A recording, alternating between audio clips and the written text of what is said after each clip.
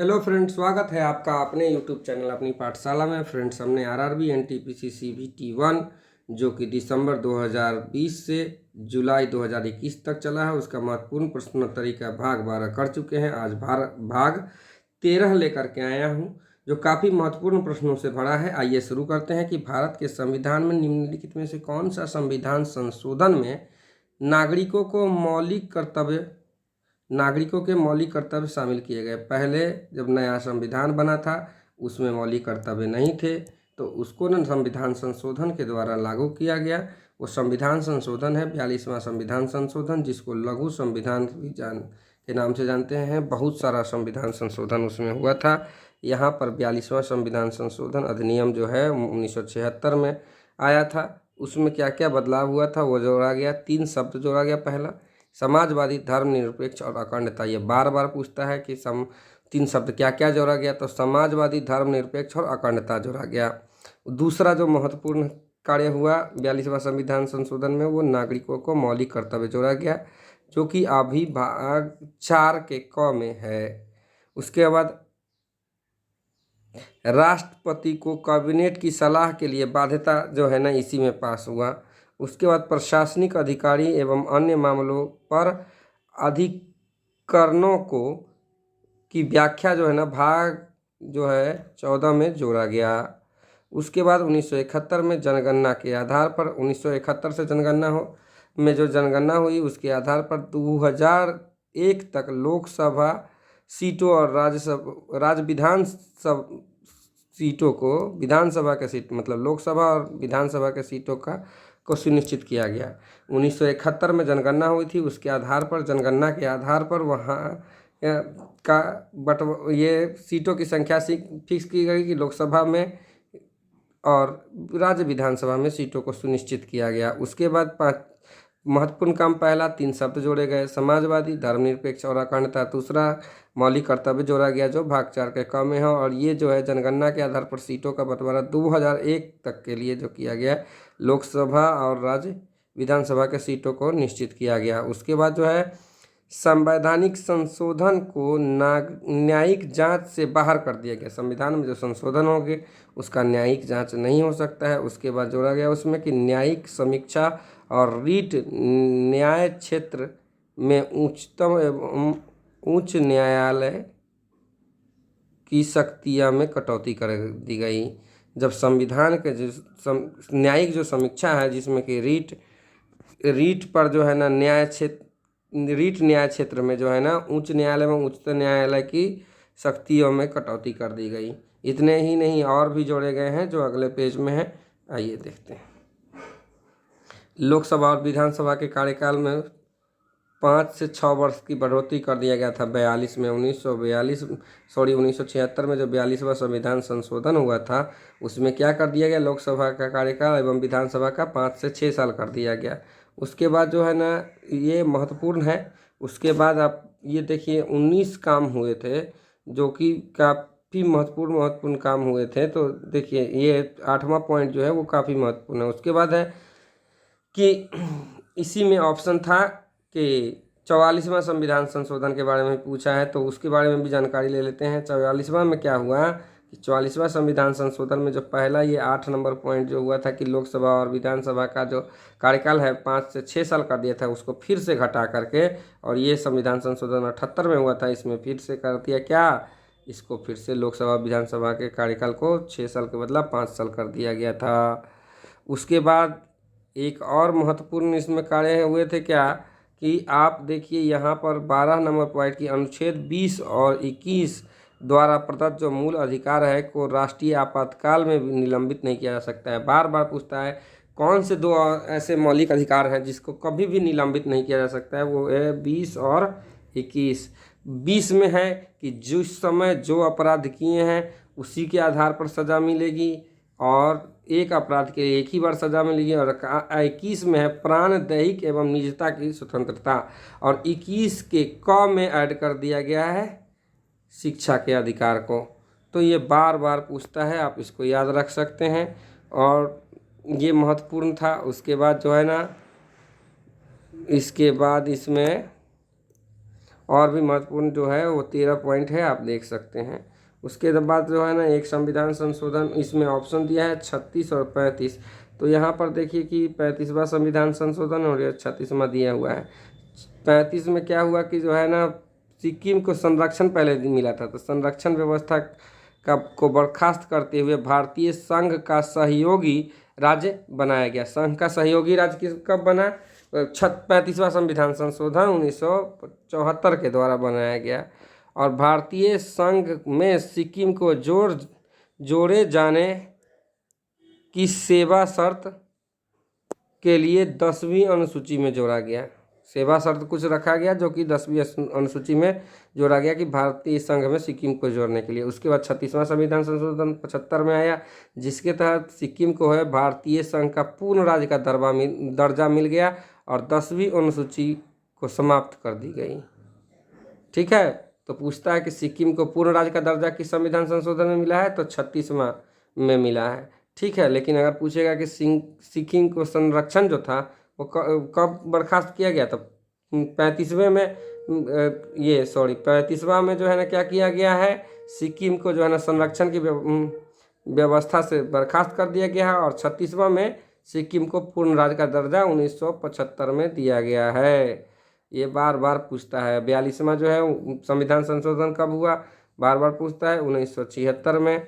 उसके बाद पूछता है कि 44वां कब हुआ? 1978 में। लघु संविधान किस संविधान संशोधन को कहा जाता है? तो 42वें संविधान संशोधन को कहा जाता है। इतना सारा महत्वपूर्ण टॉपिक था इस संविधान संशोधन से। आगे बढ़ते हैं हम लोग कि भारत सरकार ने इंद्रधनुष फ्रेम वर्क कार्यक्रम की शुरुआत किसके लिए की थी? तो सार्वजनिक क्षेत्र के बैंकों को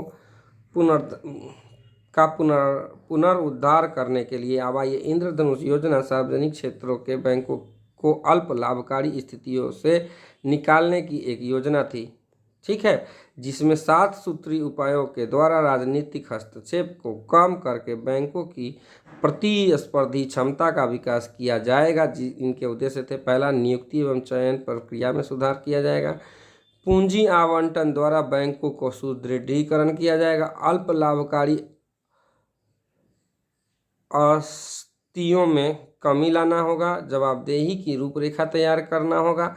और प्रशासनिक सुधारों द्वारा सार्वजनिक क्षेत्र के बैंकों को प्रतिस्पर्धी बनाकर इन्हें वैश्विक स्तर की क्षमता से युक्त संस्थाओं में रूपांतरित करना।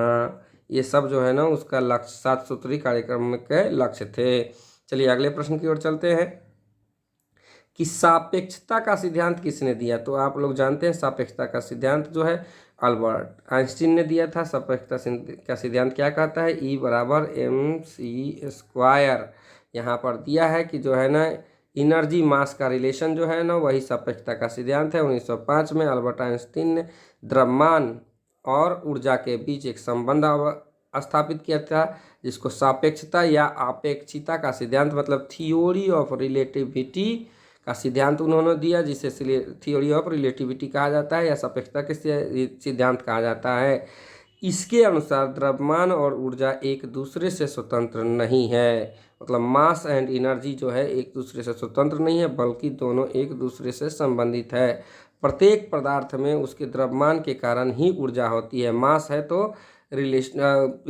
ऊर्जा होगा ही, द्रव्यमान के कारण ही ऊर्जा होती है। यदि किसी वस्तु का द्रव्यमान m है और प्रकाश का वेग c है तो उस द्रव्यमान के संबंध में ऊर्जा जो है एनर्जी जो है एनर्जी बराबर क्या होगा? मास इंटू प्रकाश का जो वेग है c उसका स्क्वायर, मतलब E बराबर mc²। आइंस्टीन जर्मनी में जन्मे अमेरिकी वैज्ञानिक थे जिन्होंने 1921 में भौतिकी में जिन्हें 1921 में भौतिकी में नोबेल पुरस्कार मिला था। सापेक्षता के सिद्धांत क्या है? एनर्जी बराबर जो है मास इंटू प्रकाश के वेग का स्क्वायर है, मतलब इसी को हम लोग थियोरी ऑफ रिलेटिविटी या सापेक्षता या आपेक्षिकता का सिद्धांत कहते हैं। इसके बारे में विस्तृत जानकारी और अगले पेज में है। ये विस्तृत जानकारी है जिसको आप ध्यान से पढ़ सकते हैं। चलिए अगले प्रश्न की ओर चलते हैं कि भारत का पहला एटॉमिक पावर स्टेशन कब चालू किया गया था? तो भारत में पहला एटॉमिक पावर स्टेशन जो है 1969 में चालू हुआ था। इसके बारे में पूरा है कि भारत में पहले परमाणु ऊर्जा की कुल संस्थापित क्षमता जो है वो क्या था, 6780 मेगावाट था, जो कि भारत की कुल संस्थापित क्षमता का 1.8 था। भारत में सबसे नवीन परमाणु विद्युत संयंत्र जो है तमिलनाडु के तिरुनेवेली जिले में कुडनकुलम में रूस की सहायता से स्थापित की गई। यहाँ पर 1,000 मेगावाट के 2 रिएक्टर स्थापित किए गए। अब देखिए इसके बारे में विस्तृत जानकारी जो है यही है कि डॉक्टर जो होमी जहांगीर भाभा ने भारत की परमाणु ऊर्जा कार्यक्रम का जहांगीर भाभा को भारत की परमाणु ऊर्जा कार्यक्रम का जनक कहा माना जाता है। इन्हीं के प्रयासों से भारत में परमाणु ऊर्जा अनुसंधान केंद्र की स्थापना 1948 में की गई और भारत में परमाणु विद्युत उत्पादन हेतु नीति निर्माण के कार्यों के लिए परमाणु ऊर्जा आयोग की स्थापना वर्ष 1948 में की गई। परमाणु ऊर्जा से विद्युत उत्पादन प्रारंभ करने हेतु परमाणु ऊर्जा विभाग की स्थापना 1954 में की गई थी और 1954 में भाभा एटॉमिक रिसर्च सेंटर जिसको हम लोग बार कहते हैं की स्थापना मुंबई के ट्राम्बे में की गई थी और बार की स्थापना परमाणु ऊर्जा पर अनुसंधान हेतु की गई थी। परमाणु ऊर्जा पर अनुसंधान के लिए बार की स्थापना की गई। यहीं पर भारत का पहला परमाणु अनुसंधान रिएक्टर जो है अप्सरा स्थापित किया गया था। अब भारत में परमाणु विद्युत संयंत्र की स्थापना यूएसए की सहायता से 1969 में महाराष्ट्र के तारापुर में की गई थी। यही है इस क्वेश्चन का पूरा डिटेल कि एटॉमिक पावर स्टेशन जो है ना भारत का परमाणु विद्युत संयंत्र की स्थापना 1969 में महाराष्ट्र के तारापुर में की गई थी। किसके सहायता से? यूएसए के सहायता से की गई थी। इसकी विस्तृत जानकारी अगले पेज में और करते हैं कि परमाणु विद्युत गृहों के सुरक्षित संचालन और भारत सरकार की योजनाओं और कार्यक्रमों के अनुसरण में बिजली उत्पादन के लिए परमाणु ऊर्जा परियोजनाओं को लागू करने हेतु 1987 में nuclear power corporation of India NPCL की स्थापना की गई।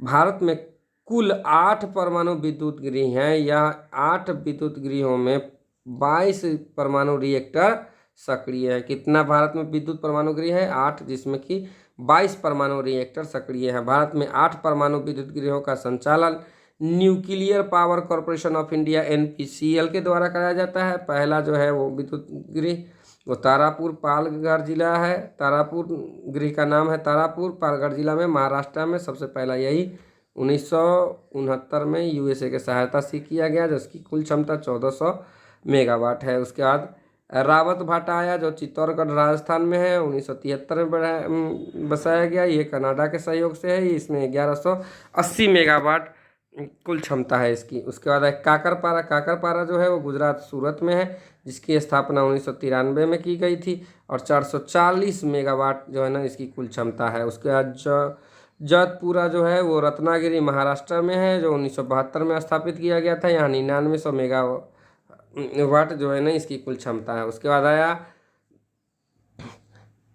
नरौरा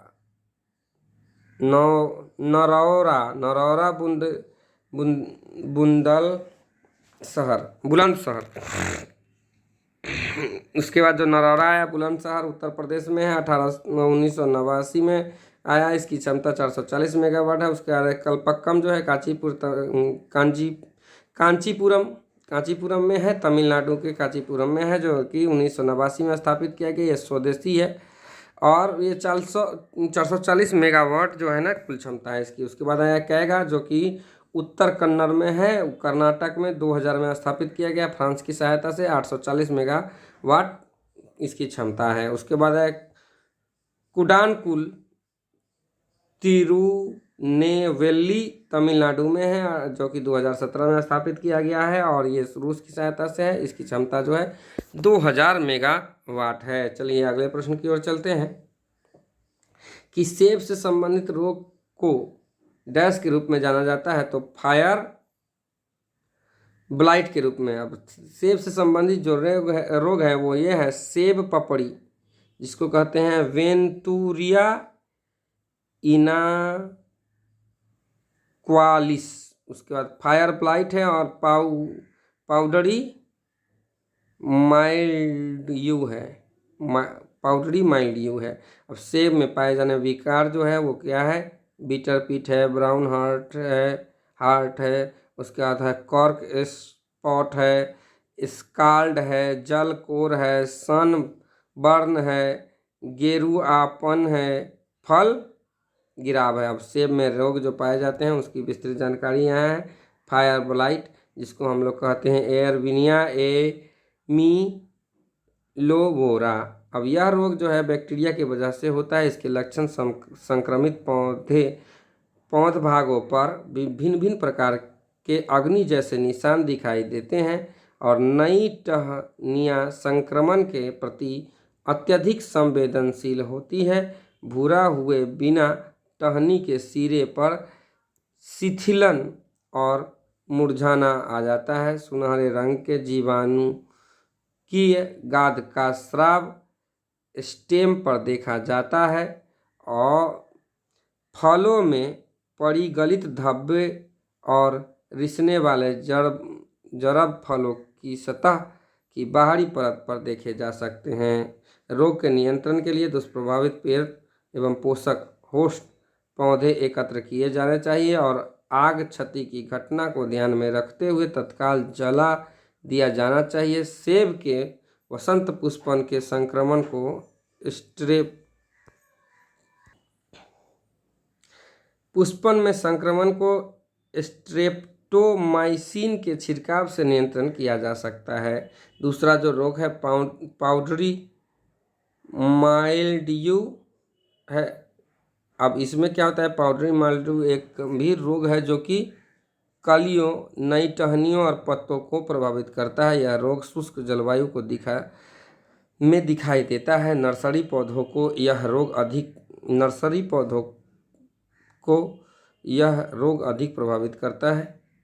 इस रोग को पत्तों के दोनों सिरों पर धब्बे में सफ़ेद पाउडरी राख जैसा परत की मौजूदगी और तरुण टहनियों द्वारा वर्णन किए जा सकते हैं। प्रभावित पत्ते पीले और मुड़ जाते हैं। प्रभावित टहनियाँ कमज़ोर और अपरिपक्व रह जाती है। गंभीर संकल्प के मामले में पतझड़ और समय से पहले फल गिर सकते हैं। तरुण संक्रमित फल गेरुआपन का संकेत दर्शाता है। अब रोग को नियंत्रण करने के लिए रोग होने की घटना को छटाई करके और प्रभावित पौधे हिस्से को नष्ट करके कम किया जा सकता है। नर्सरियों में 7 दिनों के अंतराल पर बेलीटन जो 500 ppc का तरुण अंकुरों पर छिड़काव कर इस रोगों को नियंत्रित किया जा सकता है। क्षेत्र में कवकनाशी छिड़काव प्रभावित